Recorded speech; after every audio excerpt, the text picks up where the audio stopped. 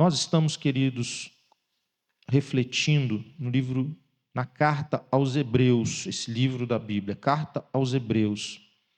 E hoje nós vamos dar sequência a essa reflexão. Nós estamos hoje no capítulo 2, versos 5 a 18. Esse texto vai ser projetado para a nossa leitura e é o texto base da reflexão bíblica de hoje. Nós já sabemos algumas coisas a respeito dessa carta. Nós sabemos que os comentaristas eles não conseguem definir quem é o autor dessa carta. E existe grande divergência sobre quem seria, mas isso não invalida em nada o conteúdo dela, o valor que ela tem. Hebreus é reconhecido por ser um texto que fala. Ele foi escrito para um povo específico, que eram judeus convertidos a Cristo. Essa carta foi dirigida a esse grupo. E ela foi dirigida com alguns objetivos bem claros. Esse grupo estava sendo perseguido, sofria perseguição do Império Romano, sofria perseguição dos judeus que diziam para eles: o que vocês estão fazendo da vida de vocês? Essa religião de vocês aí é uma furada. Cadê o templo de vocês? Cadê os sacerdotes de vocês? Nossa história é repleta de eventos com Deus, repleta de aparições de anjos. Vocês andaram para trás. Então havia pressão de todos os lados contra esse grupo de cristãos que tinham se convertido a Cristo a partir do judaísmo. Hoje, nós vamos ler esse texto e vamos meditar. E mais uma vez ele vai trazer a questão dos anjos para nós olharmos. O texto diz assim, queridos, Hebreus, capítulo 2, de 5 a 18, diz assim: além disso, não são anjos que governarão o mundo futuro a que nos referimos. Porque em certo lugar alguém disse: quem é o simples mortal para que penses nele? Quem é o filho do homem para que com ele te importes? E, no entanto, por pouco tempo o fizeste um pouco menor que os anjos e o coroaste de glória e honra. Tu lhe deste autoridade sobre todas as coisas. Quando se diz todas as coisas, significa que nada foi deixado de fora. É verdade que ainda não vimos tudo ser submetido à sua autoridade. Contudo, vemos Jesus, que por pouco tempo foi feito um pouco menor que os anjos e que, por ter sofrido a morte, agora está coroado de glória e honra. Sim, pela graça de Deus, Jesus experimentou a morte por todos. Deus, para quem e por meio de quem todas as coisas foram criadas, escolheu levar muitos filhos à glória, e era apropriado que, por meio do sofrimento de Jesus, ele o tornasse o líder perfeito para conduzi-los à salvação. Assim, tanto o que santifica como os que são santificados procedem de um só. Por isso, Jesus não se envergonha de chamá-los irmãos. Quando diz: proclamarei teu nome a meus irmãos, no meio do teu povo reunido te louvarei.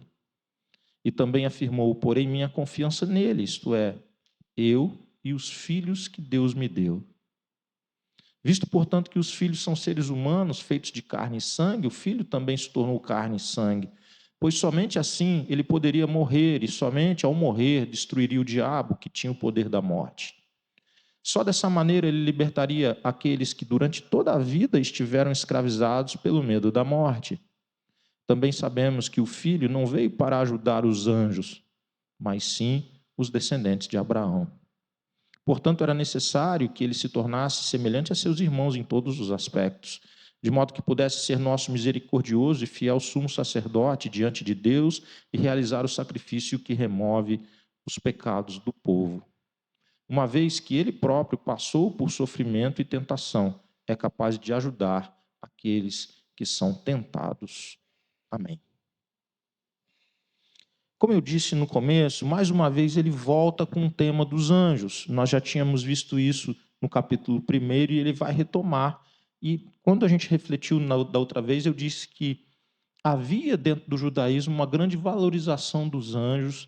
E esse assunto parecia estar forte ali, porque ele trata disso de novo, e novamente ele vai comparar Jesus com os anjos. E vamos ver, então, como ele faz isso. No versículo 5, que é o primeiro versículo que lemos, ele já é bem direto e ele entra com um assunto escatológico, ele entra com um assunto do fim dos tempos, porque ele diz: não são os anjos que governarão o mundo futuro, não serão eles. Vocês estão dando muito valor para experiências com anjos, mas na verdade a revelação de Deus nos ensina o quê? Que há alguém que o próprio Deus enviou e que ele inaugura uma nova etapa, ele abre uma nova etapa. Jesus é o começo do fim, irmãos. O evento Jesus Cristo inaugura o fim. Jesus Cristo, encarnado, morto e ressuscitado, inaugura aquilo que nós podemos chamar de últimos dias. O que são os últimos dias? O intervalo entre a primeira e a segunda vinda de Jesus. Não poderia haver fim se não houvesse a vinda do Messias que perdoasse pecados. Não poderia chegar no fim sem haver o cumprimento da promessa de Deus que ele enviaria o Salvador. E é esse que inaugura o reino. O reino eterno, ele tem uma inauguração com data na história. É disso que ele está falando. O Messias trouxe e ele inaugurou um reino que prevalecerá eternamente. Não foram os anjos. O mundo vindouro tem um Senhor. Ele não será dirigido por anjos, mas por Cristo. E aí, nos versículos 6 a 8, ele faz uma citação do Salmo 8, que é um salmo de Davi. Davi está contemplando a beleza da criação. Davi é um personagem muito rico. Ao mesmo tempo, Davi tem grande capacidade na guerra, mas ao mesmo tempo ele é um poeta. Ele tem um coração de artista. E aqui me parece que é o coração do artista que está dirigindo aquele momento. Ele contempla a criação de Deus e fica claro, duas coisas ficam muito claras para ele. A primeira, como nós somos pequenos. Diante de tudo que Deus criou, como nós somos pequenos. E mais, como Ele é grande. Porque aquilo que se cria é muito menor do que o Criador. O Criador é infinitamente maior do que aquilo que Ele criou. E se eu estou vendo o que Ele criou, eu não estou vendo a Ele, mas eu estou vendo o que Ele criou, eu já tenho esse impacto tão forte da grandeza dEle, e Ele ainda é infinitamente maior do que aquilo que Ele criou. Muitas vezes nós pensamos Deus como habitando em algum espaço de tudo que Ele criou. Deus está onde? Deus está em algum lugar aí que Ele criou tudo, é tanta coisa, um universo tão grande, então Ele está em algum cantinho aí, Ele separou um cantinho para Ele, e está lá, de boa, suave, mas não é isso. Ele envolve, Ele é maior do que tudo o que Ele criou, e essa é a reflexão que Davi faz. E nesse Salmo 8, em que há essa contemplação, aqui em Hebreus, ele é aplicado de um jeito bem legal. Porque você sabe, assim como eu, que lá no começo, quando Deus criou o homem, Deus deu autoridade ao homem para sujeitar toda a natureza. O ser humano é o ápice dessa criação de Deus. Só que o pecado trouxe muitos problemas, e o homem passa a não ter a autoridade completa que foi dada a ele, porque o pecado arranhou isso, porque o pecado não aniquilou, mas destruiu parcialmente isso. Então o homem exerce uma autoridade sobre a obra criada, sobre a natureza criada, mas não de forma perfeita como era antes do pecado. O pecado danificou tantas coisas e danificou isso também. O homem continua sendo a pérola da criação de Deus, mas ele exerce a autoridade sobre a criação de modo imperfeito por causa do pecado. E olha o que esse texto diz, gente. Esse texto diz que o filho, a expressão filho do homem, que era a expressão que o próprio Jesus, a expressão preferida de Jesus para falar dele mesmo, já aparece aqui. Jesus não tirou a expressão filho do homem do nada. Ela já aparece aqui. E ele está falando, então, quem é o filho do homem para que com ele te importes? Aí a resposta, versículo 7. No entanto, por pouco tempo o fizeste um pouco menor que os anjos e o coroaste de glória e honra. Tu lhe deste autoridade sobre todas as coisas. Quando se diz todas as coisas, quase que ele diria assim, são todas as coisas. Mas ele ele não é tão grosso como eu seria, e ele diz, significa que nada foi deixado de fora. O que ele está dizendo aqui? Que o Filho do Homem, que é Jesus Cristo, ele é aquele que exerce a autoridade perfeita sobre toda a criação. Por quê?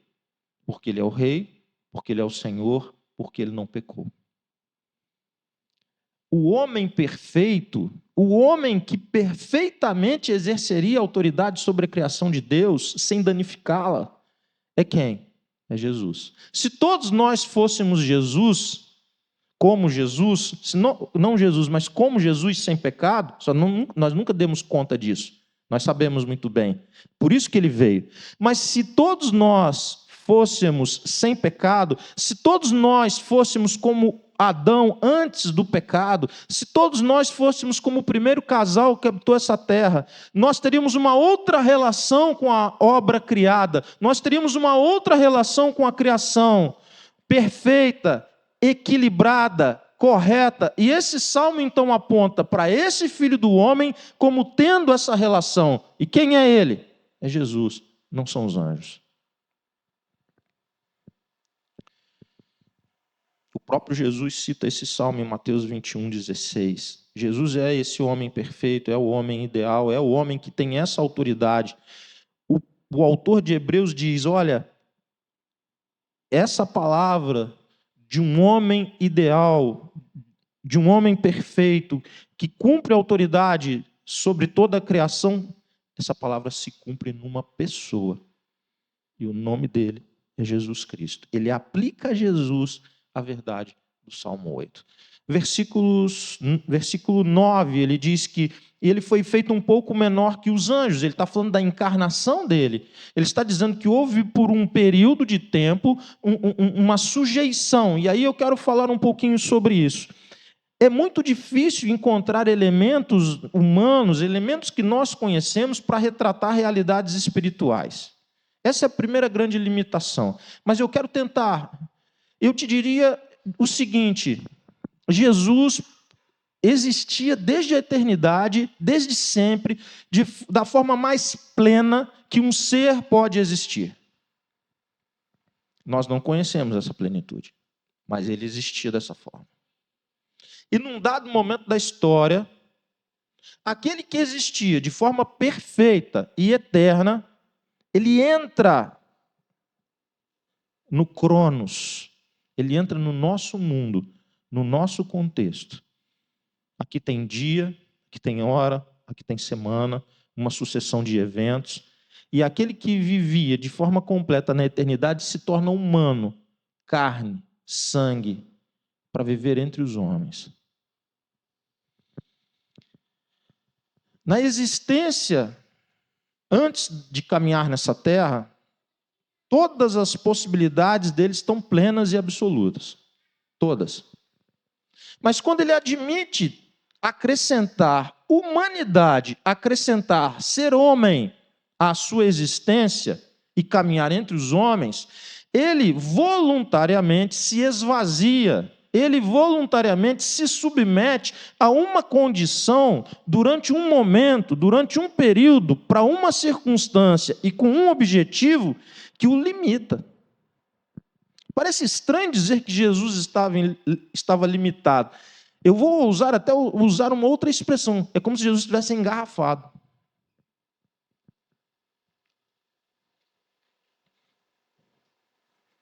Ele é a própria vida. É isso que a Bíblia ensina. Mas ele não morreu. Olha que paradoxo. Aquele que é a vida sangra e morre. Ele é eterno. Mas ele tem um dia de nascimento. E ele tem um dia de sua morte. E graças a Deus, um dia da sua ressurreição, 3 dias depois. Então, esse texto lida com esse paradoxo o tempo todo. Se você pegasse um corredor, o corredor mais rápido do mundo, hoje eu não sei quem é, há pouco tempo atrás era o Bolt. Não sei se ainda as marcas dele já não foram batidas, mas era ele. Ele corria 100 metros, ele corria a distância, e ele chegava na frente e até com certa facilidade. Se eu amarrasse a perna do Bolt, o segundo melhor tempo do mundo, para eles correrem juntos, o Bolt não faria o melhor tempo dele. Por quê? Porque ele acrescentou a ele algo que é menor que ele. Ele ainda seria um monstro, porque eles correriam muito rápido ainda. Mas ele não conseguiria a marca que era natural que ele conseguisse se estivesse completamente livre. Então eu estou tentando ilustrar de alguma forma para que você entenda o que foi a encarnação. A encarnação foi um momento em que Jesus se esvaziou de algumas coisas e se autolimitou para cumprir um propósito, que é o que o texto vai começar a dizer. Então, essa expressão por um pouco menor que os anjos tem a ver com a encarnação de Jesus, em que ele fica limitado à condição humana. Ele tinha fome? Sim. Ele tinha sede? Sim. Tinha necessidade de dormir? Sim. Tudo isso está presente na vida de Jesus durante o período da encarnação. Mas ele é só aquilo ali? Não, eu e você que somos. Ele é infinitamente maior. E Deus restabelece a condição dele de forma plena também. O texto vai avançar e eu vou avançar também. Versículo 10 diz assim: Deus, para quem, por meio de quem todas as coisas foram criadas, escolheu levar muitos filhos à glória. Veja que declaração isso aqui. Deus escolheu levar muitos filhos à glória. E era apropriado que, por meio do sofrimento de Jesus, ele o tornasse o líder perfeito para conduzi-los à salvação. Quando a gente estuda esse texto em grego, o líder perfeito poderia ser também traduzido por líder pioneiro. Aquele que vai à frente, aquele que abre caminho. Um caminho que os demais nunca conseguiriam abrir.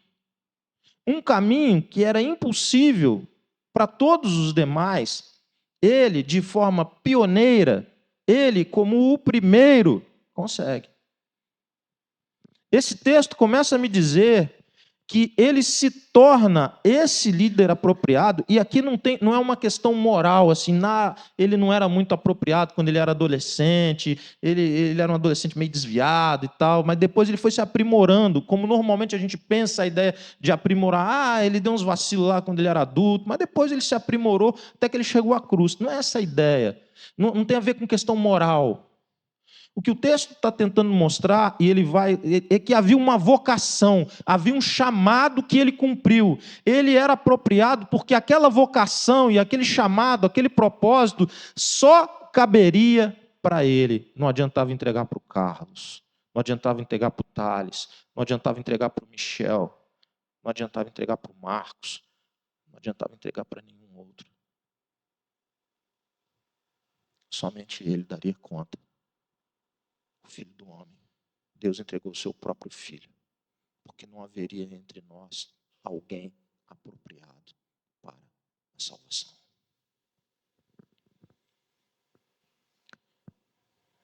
Versículo 11. Assim, tanto o que santifica como os que são santificados procedem de um só. Por isso Jesus não se envergonha de chamá-los irmãos. Nós vamos ver. Deixa eu continuar o texto. Quando diz, proclamarei teu nome a meus irmãos, no meio do teu povo reunido, te louvarei. E também afirmou, porém minha confiança nele, eu e os filhos que Deus me deu. 3 expressões para um mesmo grupo. Aquele que ele santifica são aqueles que se tornam irmãos e filhos. Essa é a obra de Deus na vida de todos aqueles que recebem a salvação de Jesus. Eles são santificados, eles são feitos filhos de Deus e eles são irmãos em Cristo Jesus. 3 expressões de graça de Deus. É Deus quem faz tudo isso. Deus quem derrama sobre nós salvação. É Deus quem nos chama para a sua família. É Deus quem nos trata como filhos e como herdeiros de todas as promessas. Em todas essas coisas, nós vemos a graça de Deus. Versículo 14. Visto, portanto, que os filhos são seres humanos, ou seja, ele não está falando que os anjos é que são os filhos. Os filhos são seres humanos. Os filhos são aqueles que se dobram diante do Senhor Jesus. Os filhos são aqueles que foram santificados por Jesus. Feitos de carne e sangue, o filho também se tornou carne e sangue. Pois somente assim ele poderia morrer. Como ele poderia morrer antes? Sem se tornar homem, Jesus jamais poderia morrer. Tinha alguma coisa que Deus não podia morrer.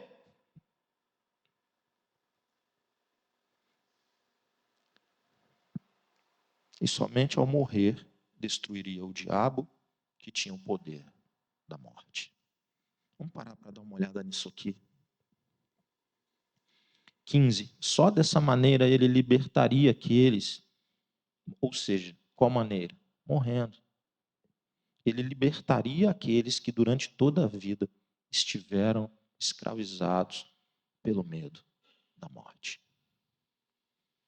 A encarnação era uma necessidade. Por que era uma necessidade?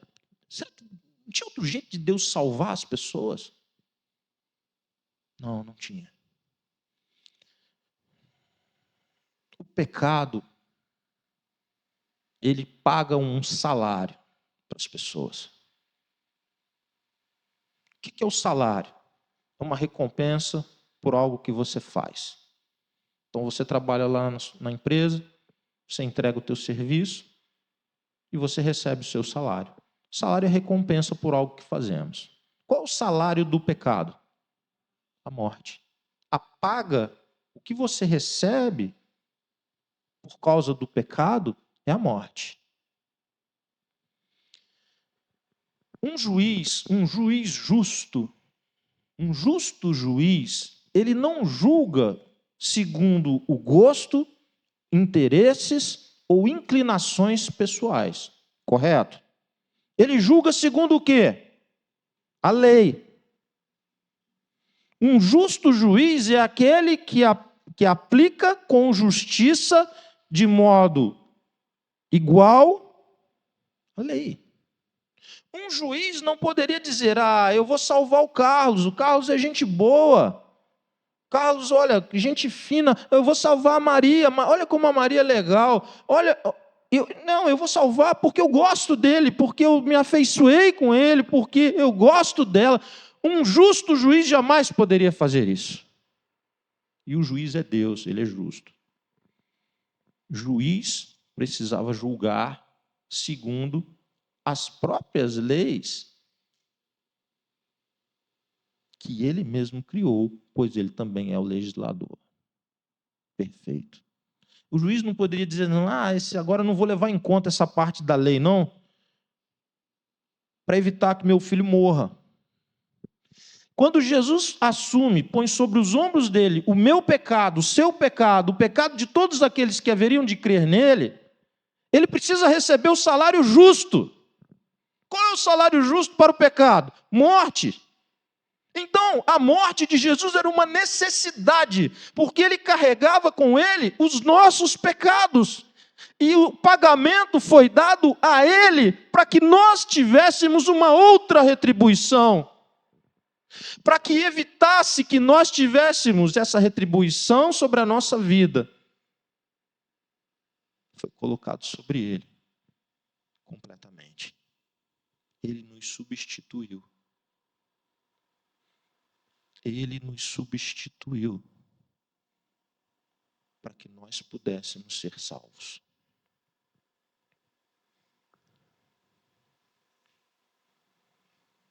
Versículo 15. Ainda sobre a lei. Vocês se lembram do sistema sacrificial do Antigo Testamento? Muitos aqui conhecem isso. em que um chefe de família, na verdade chefe de um clã, ele levava um animal, esse animal era entregue para ser sacrificado. E se a gente lê assim descuidadamente, parece macumba.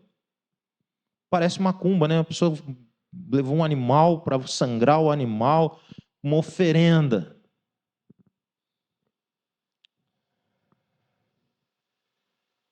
O que estava envolvido ali? Eu não sei se você já teve a experiência de evangelizar uma pessoa que tem essa formação religiosa. Quem vem dessa cultura, ele olha o texto bíblico e ele começa a ver traços da sua prática ali. E aí é preciso ensinar o que de verdade se trata aquilo. E eu quero parar um pouquinho aqui para nós pensarmos juntos. Deus instituiu que para que houvesse perdão, era necessário derramamento de sangue. Por isso que o animal era levado, o cordeiro que era levado para sacrifício, o sangue dele era derramado. Havia todo um aparato antes, fora da tenda, fora do tabernáculo e depois fora do templo, um local onde as pessoas eram recebidas, elas traziam seus animais, os sacrifícios eram feitos, o sangue era derramado. E qual era o sentimento daquelas pessoas que levavam esse animal? O sentimento delas é que elas precisavam de uma coisa. O que elas precisavam? Perdão. Por que o sujeito levava o animal para ser sacrificado, gente? Porque ele entendia que o sangue derramado daquele animal, a entrega que ele faria do animal, Deus receberia e, pela sua graça, ele perdoaria pecados. Mas de onde eles tiraram isso, pastor?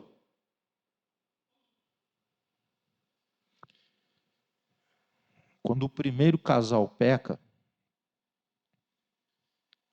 eles têm agora uma relação rompida, estremecida com Deus. Mas Deus continua vindo ao encontro deles.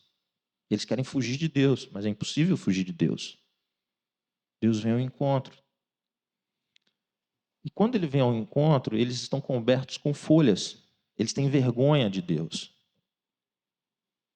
E Deus providencia uma roupa para eles. E a roupa para eles é de couro, em substituição àquelas folhas com que eles se cobriam. Para que aquele couro protegesse o homem, um animal foi sacrificado. O sangue de um animal foi derramado. Esse é o primeiro indício que Deus dá de como ele escolheu salvar homens pecadores, pessoas pecadoras e religá-las a ele. Foi o próprio Deus que instituiu que para que houvesse perdão de pecados, era necessário que houvesse derramamento de sangue. Logo, para que Jesus se tornasse o Salvador, para que ele tivesse sobre os ombros dele os nossos pecados, era necessário que ele se tornasse humano para que ele pudesse morrer. Porque a morte é a justa retribuição para o pecado que cometemos.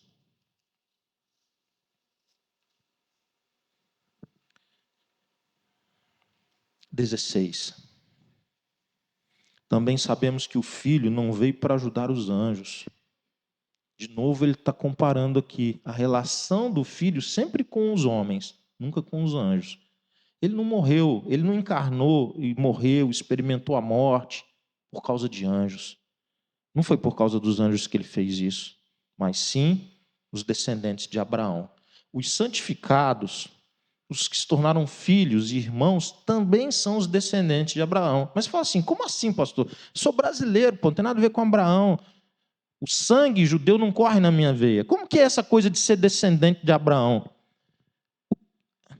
O verdadeiro israelita não é aquele que tem a circuncisão do corpo, para usar uma figura de Paulo, mas é aquele que teve o coração circuncidado. Por que Paulo usa isso? Por que o Novo Testamento relaciona? Como que a gente pode se relacionar a Abraão? Sobre Abraão havia uma promessa. Em ti, saindo de ti, da tua descendência, um descendente seu, um descendente de Abraão, ele vai abençoar, ou farei benditas todas as famílias da terra. Essa era a promessa. Ele creu nisso? Sim. Todos os que creem, como Abraão creu, na promessa do Messias, na promessa daquele que é capaz de abençoar todas as famílias da terra, são filhos, são descendentes espirituais de Abraão. São filhos da promessa. São os santificados. São os que se tornam filhos. São os que se tornam irmãos. 18, último versículo. Uma vez que ele próprio passou por sofrimento e tentação, Jesus passou por tentação. Passou. Lembra do deserto, quando ele foi ser tentado pelo diabo, por exemplo? O diabo tentou ganhar Jesus na sugestão. Só que não vai ganhar, né? Não tem como. Sabe por que Jesus é absolutamente superior a todos nós? A todo homem e mulher que já pisou nessa terra. Porque sendo tentado, ele rejeitou o pecado, que nós não conseguimos fazer. Por que ele é superior? Por que ele é o pioneiro, que foi à frente? Porque ele é aquele que de fato deveria ser o sacrifício perfeito, porque ele não conheceu o pecado. Quem conhece melhor sobre tentação? Quem peca ou quem resiste a ela? Quem resiste a ela. Quem cede à tentação conhece do pecado, mas não sobre tentação. É aquele que resiste à tentação que a conhece completamente. Ele venceu. No futebol, às vezes, a gente usa umas expressões. Ele venceu lá na casa do adversário. Ele venceu jogando fora. Ele venceu jogando o jogo do adversário. O texto diz que ele se tornou homem para poder morrer. Mas por que ele precisava morrer? Ele precisava morrer para salvar aqueles que estavam sujeitos à morte. E a morte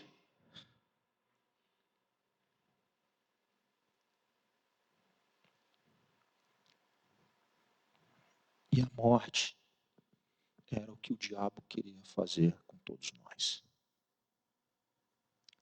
Porque ele vem para roubar, para matar, para destruir.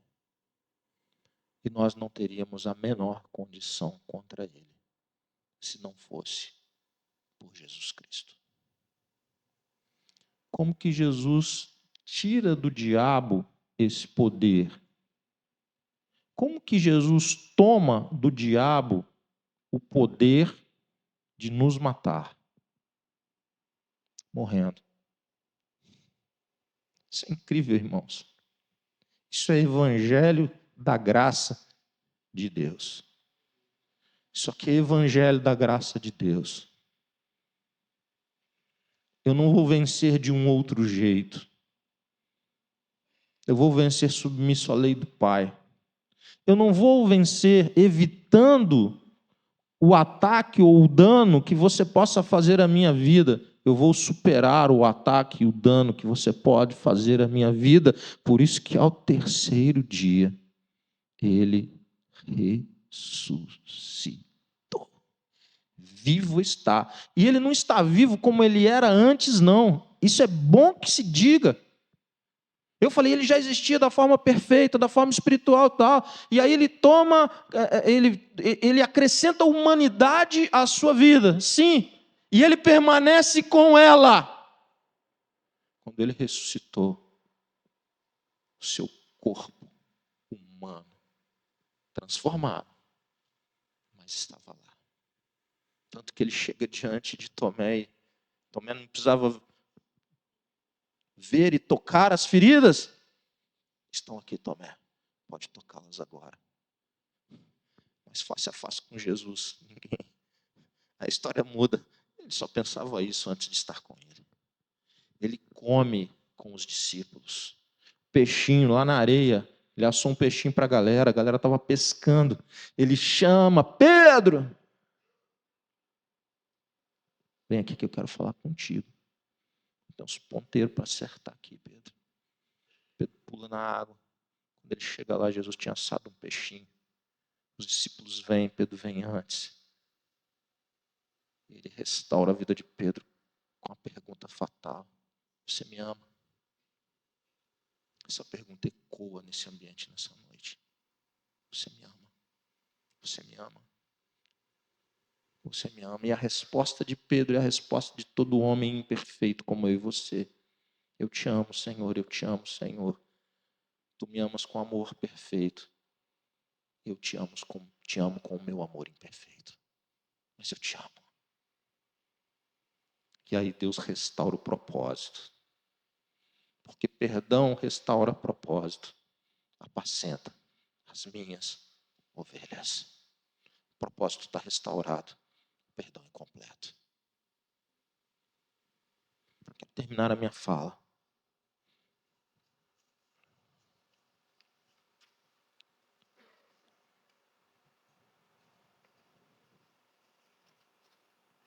Hoje eu me superei aqui no número de folhas, gente. Tem folha aqui que é uma coisa. Mas eu cheguei na última. Quero fazer algumas considerações agora no final. Primeiro,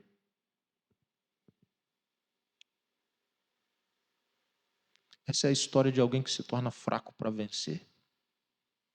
Você já teve uma casa bem show de bola e depois teve que morar numa mais simples? Você já teve a despensa cheia, a geladeira cheia e depois teve escassez? Você já teve roupa, relógios, bolsas, sapato bem legal e depois não conseguia ter? Ninguém sente falta do que não conhece. Ninguém sente falta do que nunca experimentou, do que nunca teve. Então, quando você cai, é uma experiência dura. Mais dura, muitas vezes, do que nunca ter tido. O que a gente vê aqui é que Jesus nos amou fazendo exatamente isso. Ele se diminui, se esvazia, ele desce, ele se humilha, ele sofre, para que se cumprisse nele. Porque só ele era capaz de salvar pecadores. Essa é a primeira grande lição desse texto. Não dá para a gente ser de Jesus e caminhar com orgulho, com vaidade, com aparência, com escravidão da imagem, da aparência. Não dá para ser assim. Eu gosto muito da expressão de Paulo porque eu acho que ela é muito alinhada com Jesus, com a verdade de Jesus. Quando Paulo fala que ele sabia passar por diferentes circunstâncias, sabia passar pela abundância e pela escassez. O primeiro grande desafio desse texto para mim e para você, especialmente se você é alguém que está passando por um momento de dificuldade, o amor do Senhor pela sua vida permanece o mesmo. Não seja escravo da circunstância. Circunstâncias mudam, melhoram, pioram, portas se abrem, portas se fecham, ciclos se iniciam, ciclos se encerram. Mas o amor do Senhor permanece sobre aqueles que Ele santifica, aquele que Ele fez filhos e aquele que Ele fez irmãos. Não vai mudar.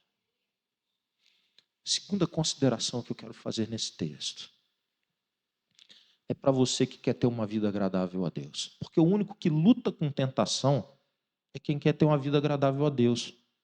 Quem não está nem aí para isso não está lutando com tentação não, gente. E não vem falar que não tem tentação porque já está pecando. Se Jesus foi tentado, e o texto diz que foi, nós não seríamos. Nós só não somos tentados quando a gente já cedeu, quando a gente já entregou a paçoca. Nós só não lutamos contra a tentação quando nós já nos submetemos ao pecado. Então eu quero dar uma palavra para você, que é uma palavra forte, poderosa. e que falou muito ao meu coração. O Senhor Jesus conhece a sua dor. O Senhor Jesus veio ao seu encontro. O Senhor Jesus sabe o que você está passando. Ou, para usar o versículo 18, uma vez que Ele próprio passou por sofrimento e tentação, Ele é capaz de ajudar aqueles que são tentados. Não desista da santificação da sua vida. Não se entregue às tentações. Diga não no poder do nome de Jesus. Se prostre diante dele, chore na presença dele, se quebrante diante dele, mas não se acostume com o pecado na sua vida. Ele socorre os que são tentados. Ele socorre aqueles que estão lutando, irmãos, para não pecar. Ele socorre aqueles que estão com lutas interiores, duras, difíceis, que muitas vezes cederam, mas agora estão convivendo com a culpa. O nosso Senhor, Ele nos ajuda a vencer. Última consideração que quero fazer, queridos.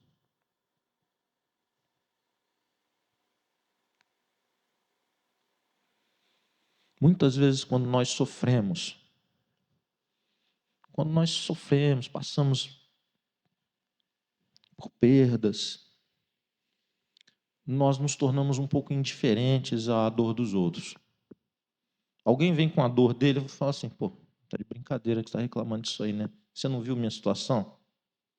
Você não viu o que aconteceu comigo? Você não viu o que aconteceu com a minha família? Você não viu a perda que eu tive e você está reclamando disso?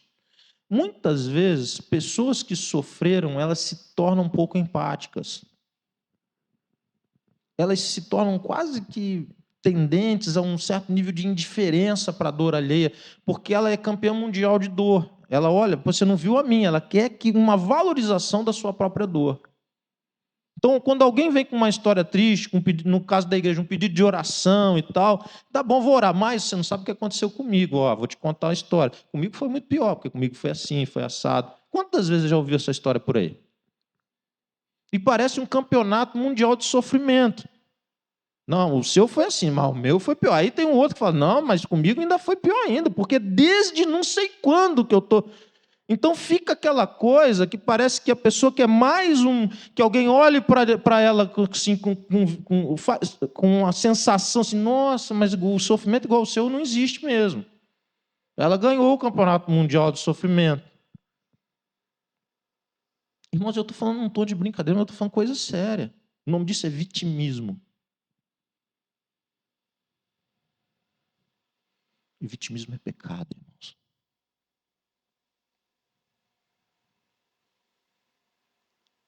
O que eu quero tratar com você aqui nessa noite é que eu olho para Jesus. Ninguém sofreu como Jesus sofreu. O pecado dos homens foi colocado sobre os ombros de um único homem. E tudo que o pecado é capaz de arruinar alguém estava sobre ele. Mas são pelas suas pisaduras que nós somos sarados. O sofrimento dele não gerou nele indiferença ou rebeldia, mas gerou nele empatia para conosco, que sofreríamos eternamente sem solução. Se você tem sofrimento, se você tem dores, cicatrizes e lutas, eu quero te dizer em nome de Jesus que o Senhor está te habilitando para ser empático com quem também sofre hoje. Não para você ser indiferente, gelado, distante. Não para você permanecer no vitimismo, porque de fato você tem uma história triste. Não. O Senhor te chama para ser empático com a dor daqueles que estão ao teu lado. E se você venceu por causa da graça de Jesus, estenda a mão para aqueles que estão